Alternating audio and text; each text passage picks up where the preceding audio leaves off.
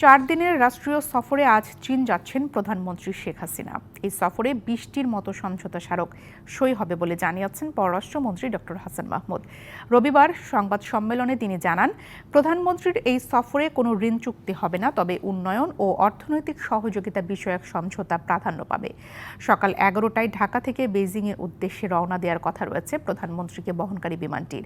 চীন সফরে আগামীকাল এশিয়ান ইনভেস্টমেন্ট ব্যাংকের সভাপতির সঙ্গে সৌজন্য সাক্ষাৎ, দুই দেশের ব্যবসা বাণিজ্য ও বিনিয়োগ বিষয়ক সম্মেলনে যোগদান, কনজারভেটিভ পার্টির সভাপতির সাথে সাক্ষাৎ, তিয়েনআনমেন স্কয়ারে শ্রদ্ধা নিবেদন এবং বাংলাদেশ দূতাবাসে নৈশভোজে অংশগ্রহণ করবেন প্রধানমন্ত্রী।